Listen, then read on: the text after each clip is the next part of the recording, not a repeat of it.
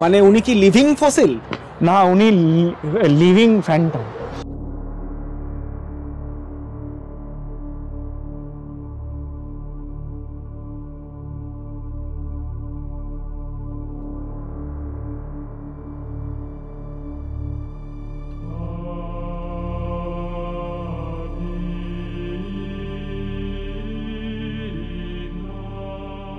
নমস্কার বন্ধুরা, আশা করি সবাই ভালো আছেন।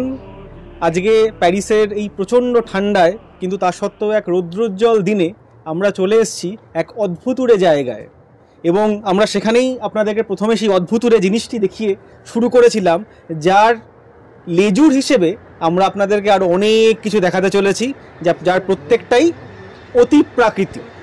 এই টুপিটা তো রহস্যময়, এই সম্বন্ধে কোনো ধারণাই নেই, কিন্তু যে জন এনাকে ধরে আছে উনিও স্বয়ং চলমান অশরীরী, তাই উনিও যে রহস্যের কম নেই।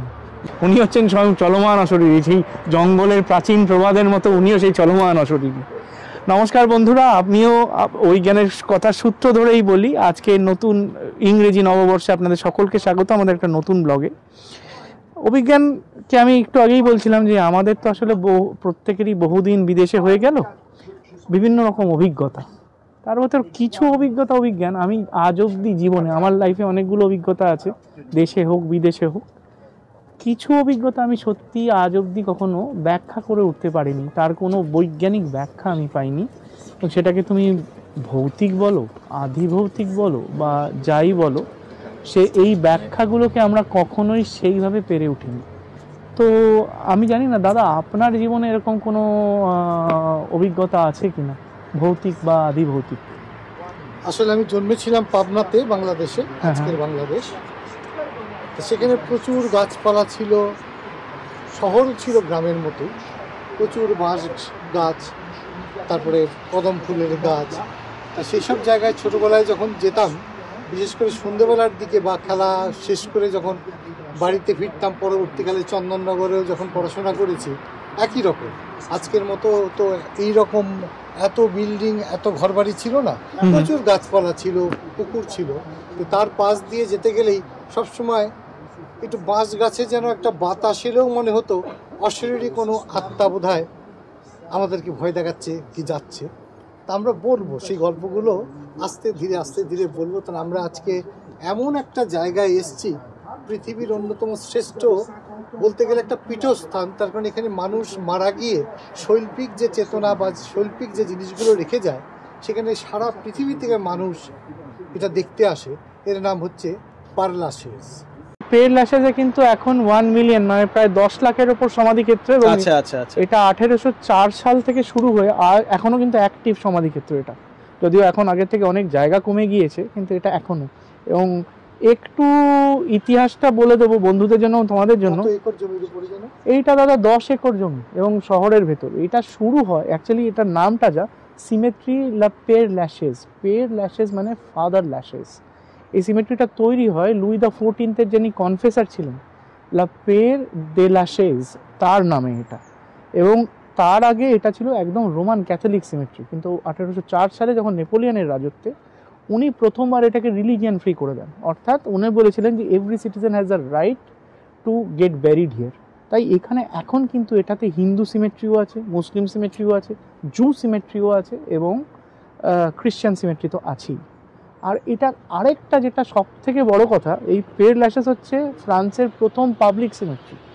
তার আগে এখানে একটি জিউস অ্যাবে ছিল, এবং ওই যেখানে ফাদার পের ল্যাশেজ থাকতেন, ফাদার পের ল্যাশেজ ভুল হলো, ফাদার ল্যাশেজ থাকতেন। এবং পের মানেই তো ফাদার, পের মানেই তো ফাদার ফরাসিতে। তো এইটার আরেকটা ব্যাপার হলো, এটা ফ্রান্সের সব থেকে বৃহত্তম কবরস্থান, এবং এর সাথে প্রচুর ভৌতিক অভিজ্ঞতা এবং গল্প জড়িত। সেটা অবশ্য দীর্ঘদিন ধরে মিথ।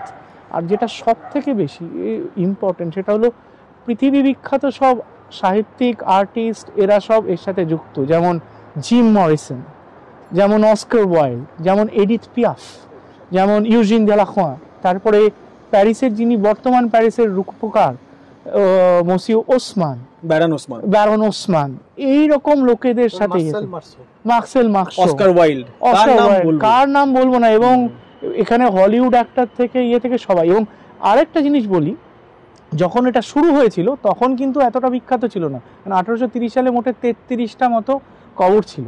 তারপরে এনারা এটাকে প্রমোট করার জন্য মলিয়ের এবং অন্যান্য লোকেদের এখানে স্থানান্তরিত করেন এবং ওনারা এটাকে অ্যাড দেন এবং তারপরে এটা পপুলারিটি পায় যে এই বিখ্যাত লোকেদের মাঝে যদি সমাধিস্থ হতে পারি।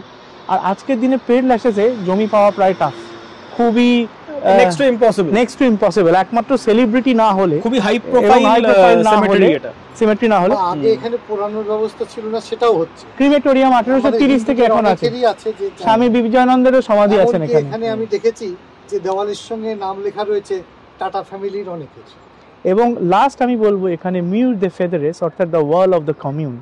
1871 সালে ফরাসি আর্মির সাথে যখন ওই প্যারিস কমিউনের যোদ্ধাদের লড়াই হয় এবং ফাইনালি প্যারিস কমিউনের যোদ্ধারা হেরে যায়, সেটা একটা আজকের দিনে অত্যন্ত ভৌতিক স্থান বলে পরিচিত। সেই ওই দেওয়ালেতে 147 জন যোদ্ধাকে গুলি করে মারা হয় ওই একসাথে, এবং ওই দেওয়ালটা সত্যি এখানকার ভুতুড়ে দেওয়াল বলে আমরা সবাই বন্ধুদেরকে দেখাবো।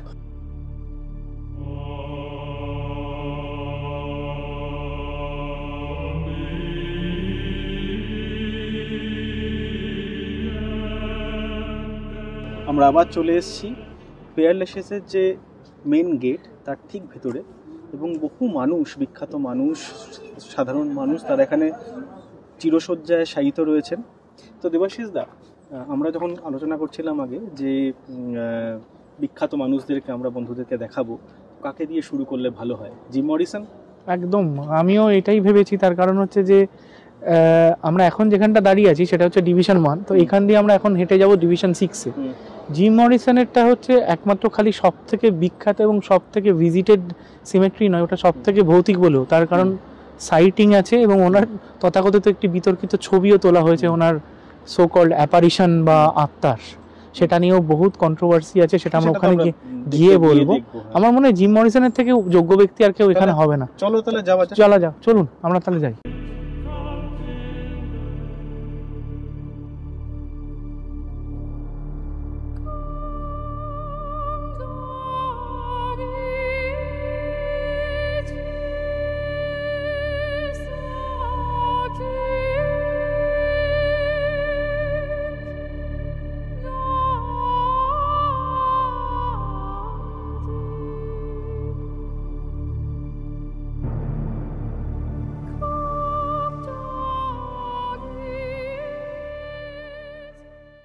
বন্ধুরা, আপনারা অলওয়েজ যার সৌজন্যে আমাদের ছবি দেখেন, আজকে তার ছবি আপনাদের দেখানোর জন্য এখানে এনেছি। আমাদের সাথে আছে সায়ন ভট্টাচার্য, আমাদের ডিওপি, এবং not only that, creative also advisor. আর সায়ন আজকে যেখানটায় আমরা এসেছি সেটা হচ্ছে সেই জিম মরিসনের কবরের সামনে আমরা এসেছি। তো সায়ন, তুমি তো, আমি শুনেছি জিম মরিসনের খুব বিখ্যাত ভক্ত, তা তুমি বন্ধুদের কিছু বলো।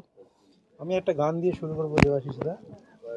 This is the end, my old friend, this is the end. এখানেই শায়িত আছেন জিম মরিসন, ভগবান, আমার কাছে ভগবান। ছোটবেলায় আপনার গান শুনে শুনে বড় হয়েছি। অল্প বহুল চর্চিত যেটা হচ্ছে যে জিম মরিসনের এই যে কবরের ওই দুটো কবরের মাঝখান দিয়ে, যেটা জিম মরিসনের যেখানে শায়িত আছেন তার পেছনের দিকে, সেখানে দাঁড়িয়ে বেশ অনেক বছর আগে একটি ফটো তোলা হয়েছিল, যার পেছনে একটি ছায়া, সেই মানে যার ছবি তোলা হয়েছিল, যখন ফটোটা প্রিন্ট করা হয় তখন দেখা যায় যে পেছনে একটি ছায়া রয়েছে। এবং তারপরে বিভিন্ন রকমভাবে ওই ছবিটির নানা টেস্ট করে দেখা গেছে যে ছবিটির মধ্যে কোনো রকম ফেক কিছু নেই, অরিজিনাল ছবি। তো এটা একটা রহস্য যে কার ছায়া ওখানে দেখা গিয়েছিল, একটি অবয়ব, খুব হালকা অবয়ব, যেটা ওই জিম মরিসনের সমাধির ঠিক পেছনে। তো আমি এই গল্পটা জানি। এবং আরেকটি কুসংস্কার রয়েছে, যেটা এই সামনের গাছটি, এটা দেবাশিসদা হয়তো আরও বেটার বলতে পারবে, যে এই গাছের মানে চুইনগাম লাগানোর গল্প, মানে যে আসে সেখানে এই গাছটা চুইনগাম চিবিয়ে লাগিয়ে দিয়ে চলে যায়।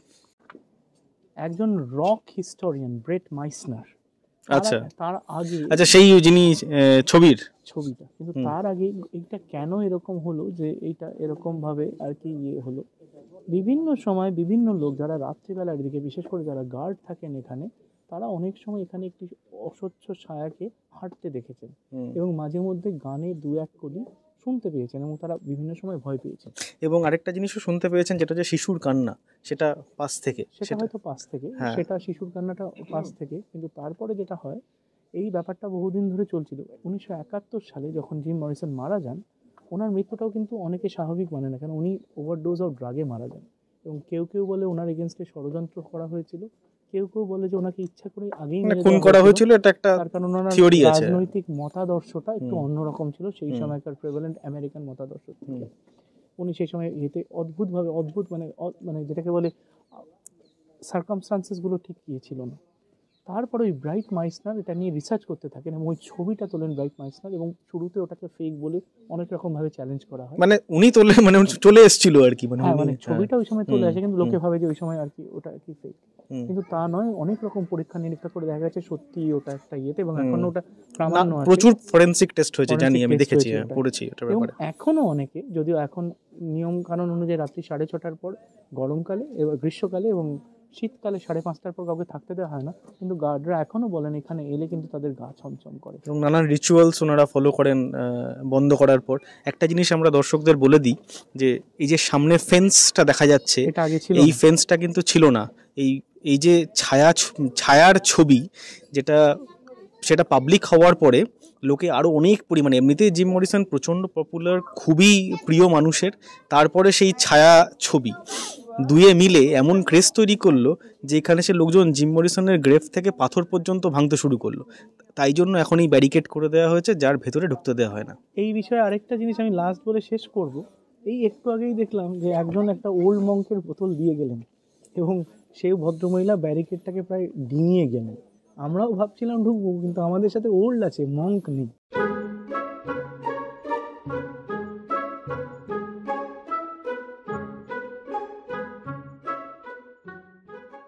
আমরা এখন দাঁড়িয়ে আছি ফ্রাঁসোয়া ফ্রেডরিক শোপার সমাধিক্ষেত্রের সামনে।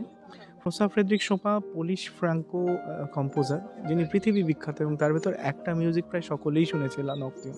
আমি জানি না তুমি জানো কিনা অভিজ্ঞান, এটা 1849 সালে ওনাকে এখানে কবরস্থ করা হয়। এর আগে কিন্তু উনি অন্য একটা জায়গায় ছিলেন। আচ্ছা আচ্ছা আচ্ছা। আমি শোপা তো বিখ্যাত মানুষ, ওনার একটা ছোট্ট অভিজ্ঞতা বলি। স্পেনের দক্ষিণে মায়োরকা আইল্যান্ডের নাম তো অনেকেই শুনেছে, বেলিয়ারিক আইল্যান্ড, সেখানে পাবলো পিকাসোর জন্মস্থান। আচ্ছা আচ্ছা। মায়োরকাতে ভ্যালদেমোসা বলে একটা ছোট্ট গ্রাম আছে, ভীষণ সুন্দর গ্রাম, পাহাড়ের কোলে। আমি গিয়েছিলাম সেখানে শোপা 2 বছর ছিলেন, সম্ভবত 1838 থেকে 1839। একটা মিউজিয়াম রয়েছে, উনি যেখানে থাকতেন তার একটা মিউজিয়াম, সেখানে ওনার পিয়ানো, ওনার ব্যবহৃত জিনিসপত্র, মানে অদ্ভুত অভিজ্ঞতা ওটা আমার একটা শোপার, মানে সেই প্রথম শোপার কিছু কিছু অংশ আমি কাছ থেকে দেখলাম আর কি, একটা অভিজ্ঞতা হলো। আর শোপার মিউজিক তো পৃথিবী বিখ্যাত, আমরা সকলেই শুনেছি, যেটা তুমি বলে নক্তিয়ার, দারুণ। এখানে আরেকটা জিনিস বলি, এটার সাথে একটা ভৌতিক গল্প আছে। এটা বিভিন্ন সময়, স্বাভাবিক, এখানে যারা সাহিত্য আছেন তাদের সকলের সাথেই বোধহয় একটা করে ভৌতিক গল্প আছে, যার জন্যই আমরা এসেছি আজকে এখানে। এইটা বিখ্যাত। আবার প্রচুর গার্ড এখান থেকে রাত্রিবেলা যখন করেন, পিয়ানো টুংটাং শব্দ শোনে, এবং বিভিন্ন সময় এই সমাধিটাকে বিভিন্ন মুভিতেও দেখানো হয়েছে। এবং এটার সম্বন্ধেও একটা সময় যারা প্যারাসাইকোলজিস্ট এবং যারা বিভিন্নভাবে সিয়ান্স বা করতেন, তারাও অনেক রকমভাবে ট্রাই করেছেন, কিন্তু কোনো রকম প্রামাণ্য কিছু পাওয়া যায়নি। চলুন আমরা এবার পরের গন্তব্যের দিকে এগোই।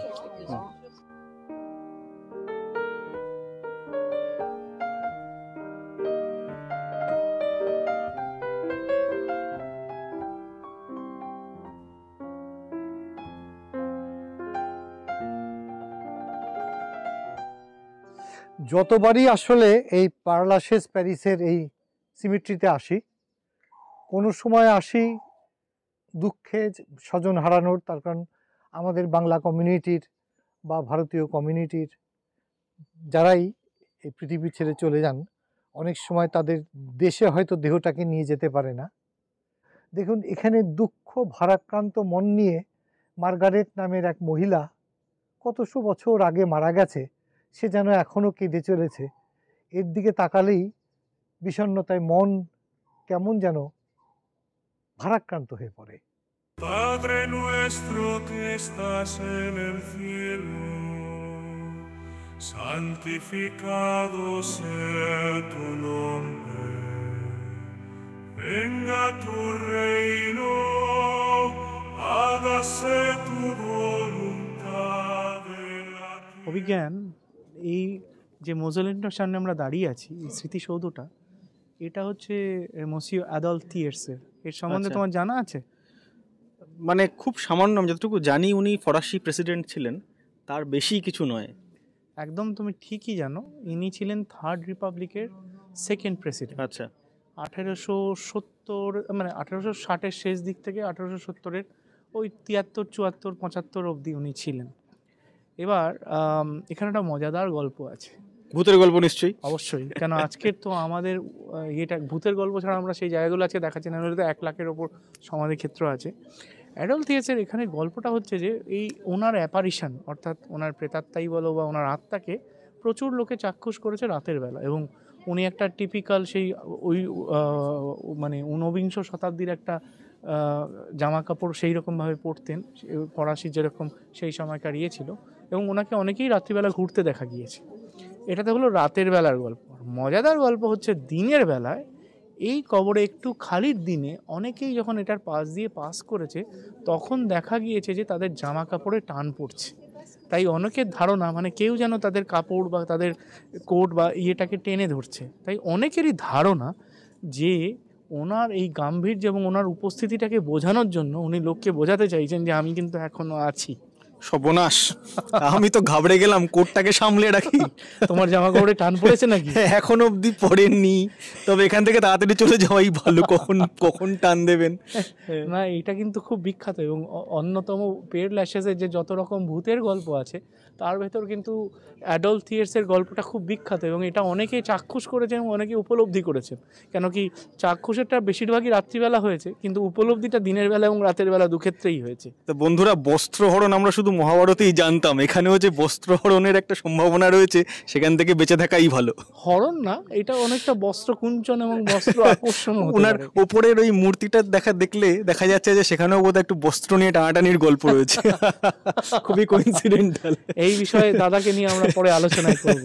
ঠিক আছে, চলো পরেরটাই যাই। দ্রষ্টব্য।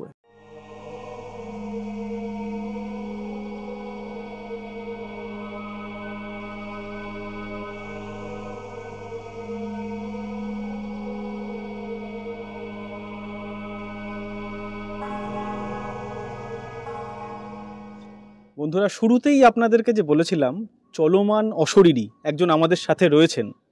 আপনারা বুঝতেই পেরেছেন কার কথা বলছি। চলমান কেন? কারণ ওনার বিহঙ্গ ভঙ্গি, ওনার হাত, ওনার চোখ, ওনার অঙ্গভঙ্গি, উনি একজন নৈশব্দের কবি প্যারিসের। এবং অশরীরী কেন? কারণ ওনার যে অতীত তা অত্যন্ত গুরুত্বপূর্ণ এবং বিখ্যাত। অতীতের এক অর্থ তো ভূত, মানে যার সন্ধানে আমরা এখানে এসেছি। এই মানুষটি অতীতে এই একজন বিখ্যাত মানুষের সংস্পর্শে এসেছিলেন, তার সান্নিধ্যে শিখেছেন, এবং তিনি নিজেও একজন বিখ্যাত মানুষ। তার মুখ থেকেই আমরা শুনব তার ভূত, অর্থাৎ তার অসম্ভব গুরুত্বপূর্ণ অতীতের কথা। বলতে গেলে এটা আমার একটা পীঠস্থান। মন্দির যেরকম মানুষে গিয়ে প্রণাম করে, প্রার্থনা করে, এই আজকে আমি যেটুকু যা করছি এই পৃথিবীতে, বাবা মার পরে যে মানুষটির আশীর্বাদে আজকে আমি এখানে দাঁড়িয়েছি বা আমি প্যারিসে বাস করছি, সেটা হচ্ছে পৃথিবীর সর্বকালের সর্বশ্রেষ্ঠ মাইম মার্সেল মার্সো। যে সময় এই আজকের ফেসবুক, হোয়াটসঅ্যাপ, টেলিফোন কোনো কিছুই ছিল না, এই মানুষটাকে কিন্তু সারা পৃথিবীতে প্রেসিডেন্টের থেকেও, ফরাসি প্রেসিডেন্টের থেকেও বেশি মানুষ চিনত। এই মার্সেল মার্সো তখন 365 দিনে তিনি 300টা শো করে বেড়াতেন সারা পৃথিবী জুড়ে। এই যে দেখুন মানুষের ভাগ্য যে আজও তার এই কবরটা আমরা যখন দিয়েছি 2007-এ, তখন দেখুন এখানে মার্সেল মার্সো জন্মেছিলেন স্ট্রাসবুর্গ, মানে ফরাসি দেশের পূর্ব দিকে জার্মান বর্ডারের কাছে, আজকে যেখানে ইউরোপিয়ান পার্লামেন্ট, স্ট্রাসবুর্গ। 22শে মার্চ 1923 সালে ওনার জন্ম। আর তারপরে উনি মারা গেছেন সাউথ অফ ফ্রান্সে, কায়োর, যেখানে 22শে সেপ্টেম্বর 2007-এ। দেখুন এই মানুষের ঠোঁটের বা যে মানে ভালোবাসার প্রতীক, এই যে সিম্বল, তার মাঝখানে সবার মেয়েরা এসে চুমু দিয়ে গেছে তার প্রাণপুরুষকে বা তার গুরুকে। এটা আজকেও যখন এসে দেখি এত বছর পরে মনটা ভরে যায় যে আমি এইরকম একটা মানুষের আশীর্বাদ পেয়েছি। কারণ আমি এসেছিলাম এখানে স্কলারশিপ নিয়ে মাত্র 8 মাসের জন্য। উনি আমাকে এখানে রেখে এখানকার নাগরিকত্ব দিয়ে ওনার সঙ্গে পারফরমেন্স করিয়ে সারা পৃথিবী শো করার সৌভাগ্য হয়েছে ওনার সঙ্গে। এর থেকে বড় পাওয়ার আমার কিছু নেই। আমি কি নাম করেছি বড় কথা না, বড় কথা হচ্ছে এই মানুষের সঙ্গে আমি তার বাড়িতেও বাস করেছি। এই মানুষটিকে এখন আমাকে চেনাতে হয়, এটা দুঃখের কথাই যে মাইকেল জ্যাকসন খুব পপুলার, মারা গেছেন এখন, কিন্তু তিনি গানের জগতে যে নাম করে গিয়েছিলেন, তার যে মুনওয়াক, তার যে কাঁচের ওয়াল, এগুলো তার তৈরি করা এবং উনি ওনাকে শিখিয়েছিলেন। আমার সৌভাগ্য হয়েছিল নিউ ইয়র্কে যখন এই ট্রেনিংটা হতো সামনে বসে বসে দেখতাম। তাই এইটাই হচ্ছে যে মানুষ তার সৃষ্টি দিয়ে চলে যায় কিন্তু অন্যরা আবার সেই সৃষ্টিটাকে বহন করে।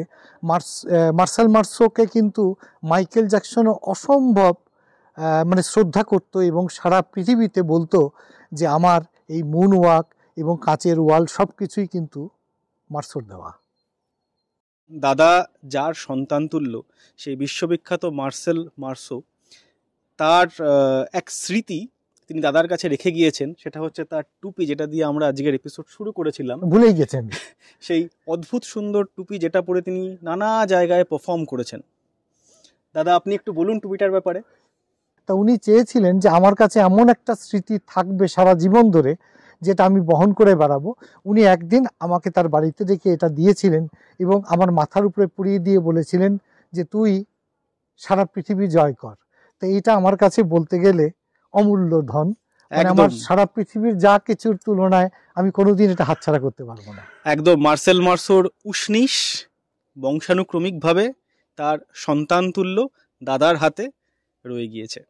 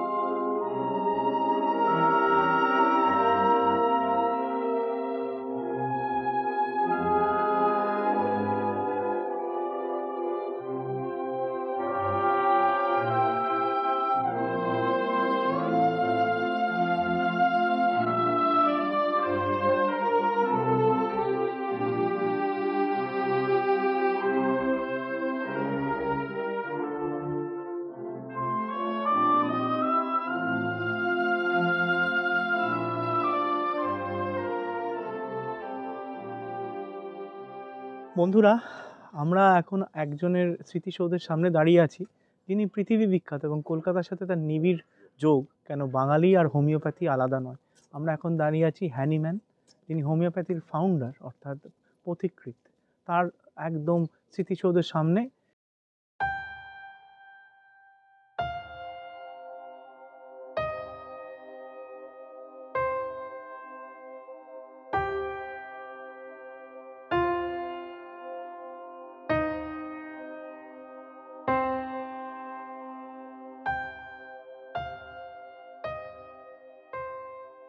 আমরা এখন যেখানটায় দাঁড়িয়ে আছি এই স্মৃতিসৌধটা কাউন্টেস এলিজাবেথ স্ট্রোগানভ দেমিদভ, আচ্ছা, রাশিয়ার একজন ধনকুবেরের স্ত্রী, নিঃসন্তান, 1818 সালে প্যারিসে মারা যান এবং ওনার শেষ ইচ্ছা ছিল যে পের ল্যাশেজে উনি সমাধিস্থ হবে। আচ্ছা, যেহেতু নিঃসন্তান ছিলেন এবং সেই সময়কার রাশিয়ান ধনকুবের এর স্ত্রী, ওনার স্বামী আগেই মারা যান, উনি একটি উইল এক্সিকিউট করে যান এবং সেই উইল এক্সিকিউট করার পর উনি সেটাতে লিখে যান ওনার সম্পত্তি সেই পাবে যে ওনার এই স্মৃতিসৌধ বা টুম্বে 365 দিন এবং 365টি রাত কাটাবে।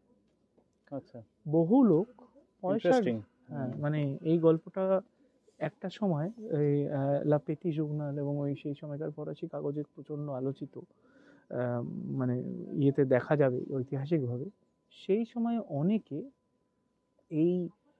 এটা ট্রাই করে, কিন্তু কেউই 365 দিন পারে না এবং ম্যাক্সিমাম যে লোকটি ছিলেন 19 দিন, এবং উনি পাগল হয়ে যান।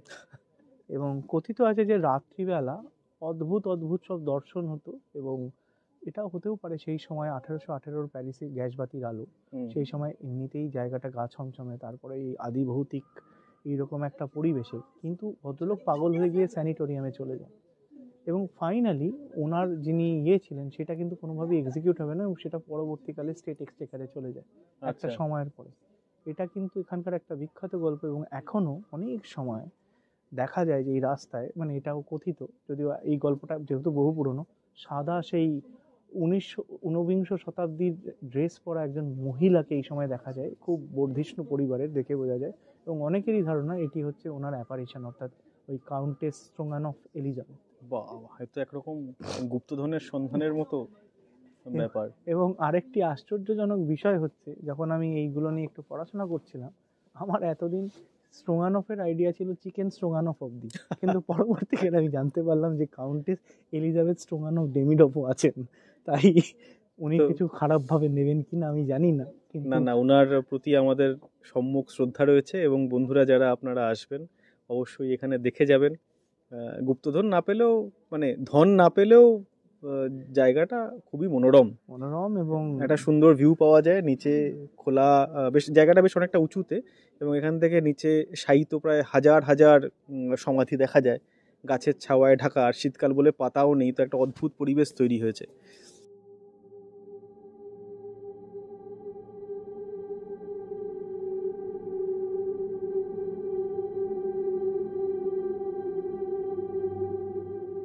জন দে লা ফন্তের সমাধির সামনে আমরা দাঁড়িয়ে আছি।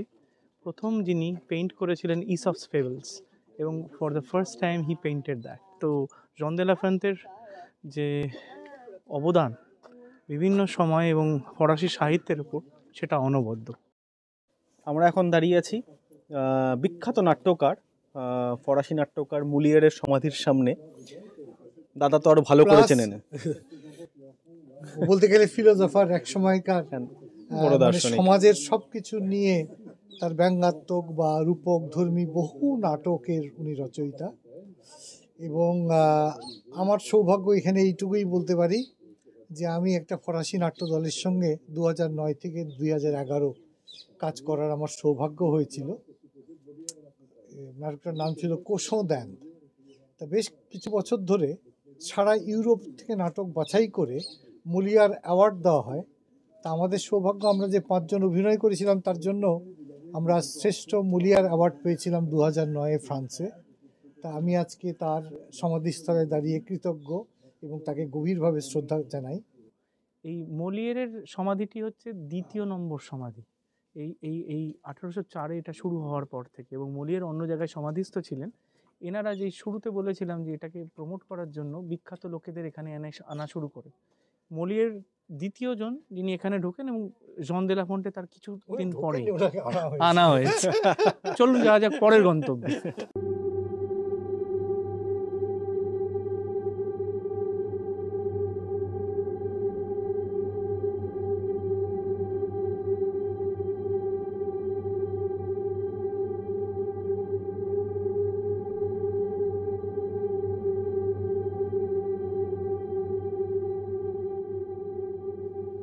বন্ধুরা, আমরা এখন যে সমাধিস্থানটাতে যাব, সেই ভদ্রলোকের পেন নেম হচ্ছে অ্যালান কার্দিচ, কিন্তু অরিজিনাল নাম হচ্ছে ইপোলাইট দেনিজাত রিভেই। ইনি একজন ফরাসি এডুকেটর, এবং তার সাথে ইনি বিখ্যাত যে কারণে, সেটার নাম হচ্ছে স্পিরিটিজমের ফাদার। এবার আমরা তো অনেকেই জানি স্পিরিচুয়ালিজম, কিন্তু স্পিরিটিজম মানেটা কি? ওনার জন্ম যে সময় 19বিংশ শতাব্দীতে 1809-এর কাছাকাছি জন্ম, সেই সময় প্যারিসে প্ল্যানচেট এবং সিয়াসের ভীষণ একটা প্রকোপ ছিল এবং সেটা খুব ফ্যাশনেবল ছিল। উনি ওনার পূর্ব মানে লাইফের পূর্ব দিকে, মানে প্রথম দিকটায় উনি একজন ব্যাংকার ছিলেন এবং তার সাথে উনি এডুকেটেড ছিলেন, কিন্তু মানে ওনার বয়স 50-51-র কাছাকাছি উনি সেই সময়ের একজন অ্যাক্টিভ মিডিয়াম মাদাম প্লেইন মেইজোর সংস্পর্শে আসেন। এবার এই ম্যাডাম প্লেইন মেইজোর সংস্পর্শে এসে উনি প্রথমবার দেখতে পান যে কিভাবে একজন মিডিয়ামরা সিয়াস বা প্ল্যানচেটে তাদের ওই মাধ্যমে কমিউনিকেশন শুরু করে প্রেতাত্মাদের সাথে, এবং সেটা দেখে উনি 7খানা বই লেখেন এবং পরবর্তীকালে ক্যালকাটার থিওসফিক্যাল সোসাইটি এবং অন্যান্য সোসাইটিতে অ্যালান কার্দেজের বইয়ের প্রচণ্ড রকম মানে ইনফ্লুয়েন্স পাই আমরা, এবং এনার বইয়ের ভক্ত ছিলেন জ্যোতিরিন্দ্রনাথ ঠাকুর এবং স্বয়ং রবীন্দ্রনাথ ঠাকুর। এবং থিওসফিক্যাল সোসাইটিতে অ্যালান অক্টাভিয়ান হুম, মাদাম কামা, এনারা সকলে এনার এই বইয়ের ওপর বেস করে তারা বিভিন্ন রকম প্ল্যানচেট এবং থিওসফিক্যাল সোসাইটিও তৈরি করেন এবং প্যারানর্মাল সোসাইটিও তৈরি করেন। এনার কবর এখানে, এবং এটাও শোনা যায় যে বিভিন্ন সময় ওনারও অ্যাপারিশনকে এখানে অনেকে দেখতে পেয়েছে। তো চলুন আমরা ওই সমাধিস্থলটা আপনাদের দেখাই। খুব ছোট্টভাবে এখানে করা হয়েছে একটা অদ্ভুত ভাস্কর্য এবং ওনার একটি মূর্তি এখানে স্থাপিত, প্রচুর ফুল দিয়ে সাজানো। চলুন। অ্যালান কার্দিজের আরেকটা যেটা ব্যাপার সেটা হচ্ছে যে এই যে মিডিয়ামদের একটা কনসপিকুয়াস রোল যে কোনো এই আত্মা বা পারলৌকিক জীবনের সাথে, এবং উনি বিভিন্ন রকম প্রশ্ন করতেন। এই যে টেকনিকটা, যে টেবিল ট্যাপ করে বা যে বিভিন্ন অ্যালফাবেটের মাধ্যমে, যেটাকে বলে উইয়া বোর্ড, ওই উইয়া বোর্ডের মাধ্যমে ইয়েস নো বা বিভিন্ন নাম্বারের মাধ্যমে কমিউনিকেশন করা স্পিরিটদের সাথে, সেটা প্রথমবার অ্যালান কার্দিজ শুরু করেন। তাই এটা এই দিক থেকে ওনাকে ধরা হয় স্পিরিটিজমের ফাদার অফ স্পিরিটিজম, এবং তার সাথে এই আত্মার সাথে যোগাযোগের অন্যতম পথিকৃৎ।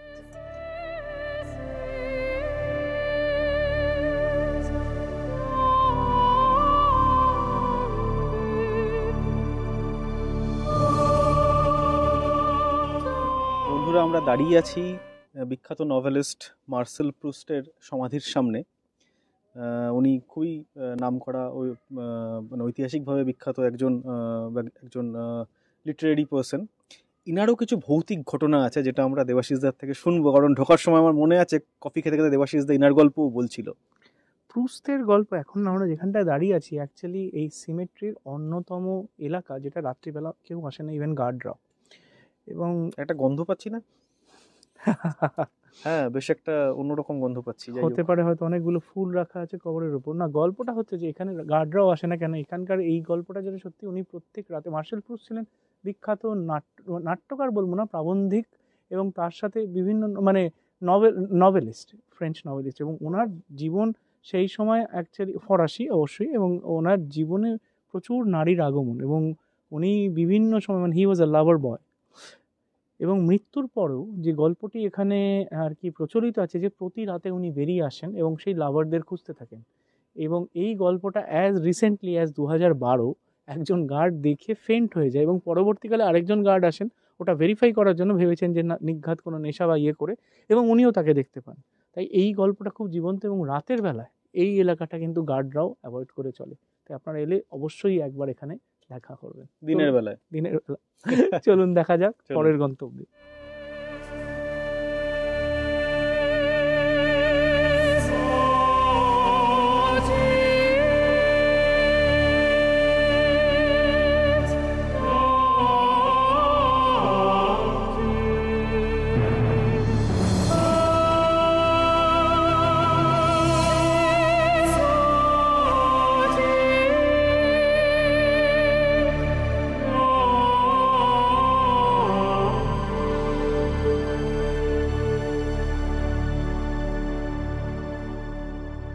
আমরা এখন দাঁড়িয়ে আছি বিখ্যাত আইরিশ লেখক অস্কার ওয়াইল্ড, ওনার সমাধিক্ষেত্রের সামনে। দেখা যাচ্ছে যে এখানে একটি গ্লাস দিয়ে ঘেরা, এবং তারপরে একটি মডার্নিস্ট আর্কিটেকচারের উড়ন্ত স্ফিংস। এবং আমি দেখাতে বলবো মেয়েদের ঠোঁটের বিভিন্ন রকম ছবি, যেটা হচ্ছে আগে যখন এই গ্লাস ব্যারিয়ারটা ছিল না তখন এটা কিন্তু ওনার ইয়েতে লাগানো থাকতো। এখানে একটি মানে বিখ্যাত এই টুমটিও ভৌতিক কাণ্ডের জন্য বিখ্যাত, তার কারণ হচ্ছে যে এই অস্কার ওয়াইল্ডের অভিজ্ঞান, আমি বলে নিই তারপর তুমি একটা গল্প বলো আর কি। অস্কার ওয়াইল্ডের ভৌতিক ঘটনাগুলো হচ্ছে যে এখানে অনেকেই দেখতে পেয়েছেন যে ওনাকে একটি স্পিরিট ঘুরে বেড়াতে, এবং এখানে অনেকেই বলেন যে আসার পর একটু রাতের দিকে জায়গাটা একটা অদ্ভুত, একটু ঠান্ডা, একটা অদ্ভুত এনার্জি এখানে ফিল করে। মানে সম্ভবত আমিও সেটা ফিল করছি। জানি না এখন সন্ধ্যে হয়ে গেছে বলে সেটা মানে না, সূর্য ডুবে এখানে গেছে বলে আরেকটা কিনা। জিনিস যেটা বলার বক্তব্য আছে হুম।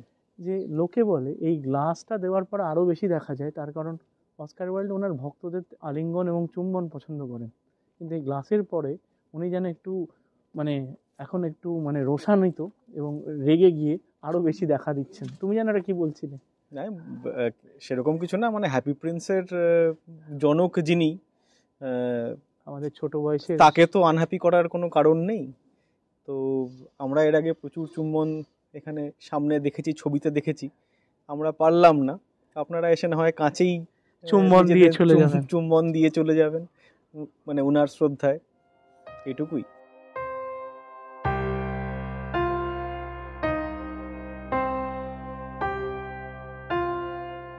আমরা আমাদের আজকে শেষ গন্তব্য এডিথ পিয়াফ, ওনার সমাধিস্থলের সামনে দাঁড়িয়ে আছি। ভারতের যেমন লতা মঙ্গেশকর, পাকিস্তানের যেমন নূরজাহান, তেমনি এডিথ পিয়াফ হচ্ছে ফ্রান্সের মানে সুর সম্রাজ্ঞী। এবং আমি নিজে যখন ছোট ছিলাম ওনার গান ভাষা না বুঝলেও এতটাই মোহিত হতাম যে কি বলবো। আর আমি তোমরা আশা করি জানেনই, আপনারা তো অবশ্যই জানেন। আজকে এমন একটা সময় এখানে এসেছি যে জুন মাসে ওনার মৃত্যুর 53 বছর অতিক্রম করবে। 1963-তে উনি মারা গিয়েছিলেন। তাই এডিথ পিয়াফ আসলে ফরাসি কালচারকে এবং ফরাসি সঙ্গীতকে মানে একটা এত উঁচু মার্গে নিয়ে গিয়েছিল যে আজও এত বছর ওনার অন্তর্ধানের পরেও মানুষ তার গান শোনার জন্য পাগল হয়ে যায়, এবং পারাম পারাম পারাম এটা শুনলেই মানুষের বুকের হৃৎপিণ্ড মানে ধাক ধাক ধাক ধাক ধাক ধাক করতে থাকে। না, আমি বলছিলাম যে এখানে আসার পর ওনার গানের সংস্পর্শে এসে, মানে আমি দেশে ওনার গান সেভাবে শুনিনি, আমারই আর কি অক্ষমতা, কিন্তু এখানে এসে ওনার গানের সংস্পর্শে এসে যে ফরাসি সংস্কৃতির যে উপলব্ধি আমার হয়েছে বা উচ্চাঙ্গ সঙ্গীতের যে উপলব্ধি আমার হয়েছে সেটা অসামান্য, মানে বলে বোঝানো যায় না। খালি একটাই জিনিস বলবো, ওনার এই জানা রেগ্রেট রিয়া সে ছোট বয়সের এক ক্লাসিক। আমি আরেকটি এটির সাথেও কিন্তু একটু ভৌতিক গল্পের উদাহরণ আছে, সেটা হলো রাত্রিবেলা অনেকে এখানে মৃদু কণ্ঠে অসাধারণ সুরেলা গলায় সঙ্গীত শুনতে পেয়েছেন। আজকের ভিডিওটা আমরা এখানেই শেষ করব বন্ধুরা। আজকে আমরা আবার একটা অন্যরকম স্বাদের ভিডিও করার চেষ্টা করলাম। অভিজ্ঞান তোমরাও বলো, আমিও বলি বন্ধুদের যে আপনারা সাবস্ক্রাইব করবেন এবং আরো কি কি দেখতে চান এবং আমাদের কাছে আপনারা কি এক্সপেক্ট করেন, বা ফরাসি দেশের কোন জিনিসটা বা প্যারিসের কোন জিনিসটা দেখলে আপনাদেরকে আরো আনন্দ দেবে, সেটার জন্য আমরা প্রস্তুত থাকব। এবং আপনারা অবশ্যই অবশ্যই আমাদের এই ভিডিওগুলোর সমালোচনা করবেন। আমাদের এই অদ্ভুতুরে অভিজ্ঞতা, মানে নিজেদের দেখার এবং আপনাদের ফিডব্যাকের অভিজ্ঞতা চলতে থাক। আমরা আবার ফিরে আসব। সবাই ভালো থাকবেন। নমস্কার। নমস্কার।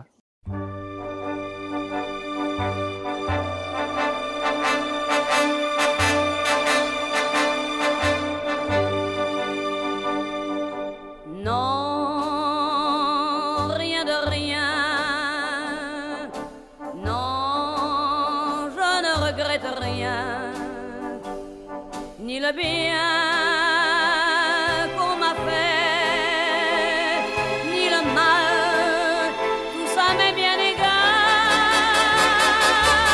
Non, rien de rien. Non, je ne regrette rien. C'est payé, balayé.